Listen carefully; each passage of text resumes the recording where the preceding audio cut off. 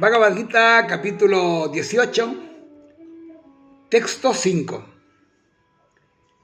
Los actos de sacrificio, austeridad y limosna no deben omitirse, sino realizarse, porque por medios son de purificación para el sabio. Y dice un comentario de mi maestro espiritual Chila Prabhupada, dice: los yogis deben realizar actos en aras del progreso de la sociedad humana. Existen muchos procesos purificatorios para hacer que un ser humano adelante hacia la vida espiritual. La ceremonia de matrimonio, por ejemplo, se considera que es uno de esos sacrificios. Esa ceremonia se denomina Vivaha Yagya.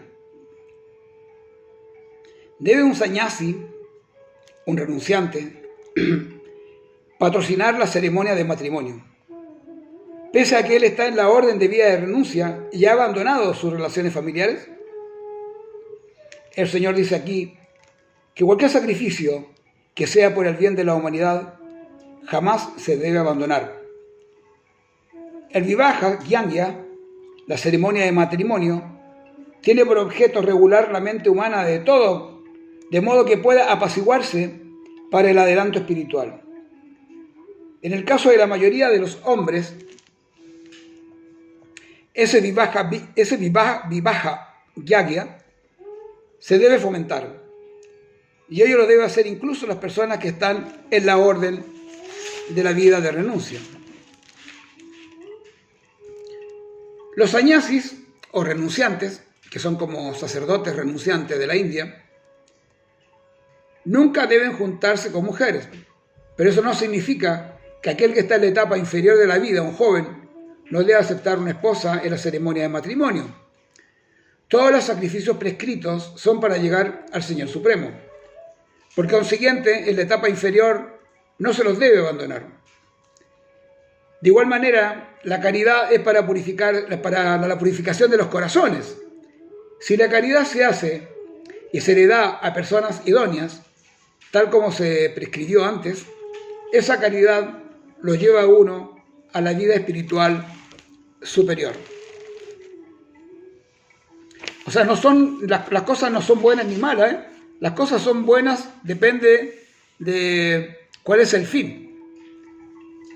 Un sacerdote puede casar, a pesar de que él no se casa, él puede casar a una persona.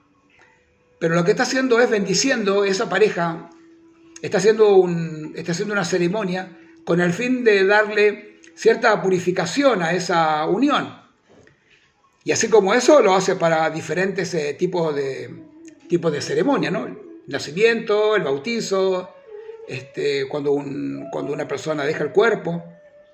Todo ese tipo de cosas se hacen ceremonias para limpiar una tierra sucia que está con problemas, para limpiar un hogar, para purificar en diferentes lugares, para el comienzo de un negocio. Todos esos sacrificios están todos escritos en los Vedas. Pero lo debe hacer una persona idónea y se debe hacer sin un fin de ganancia material. Se debe hacer de una manera pura. De eso trata este conocimiento. La renunciación es renunciar al fruto de la acción, no renunciar a los elementos que son necesarios para tener una vida en armonía y para purificar a la gente, para purificar al mundo en general. Jai, Hare Krishna, Namaste.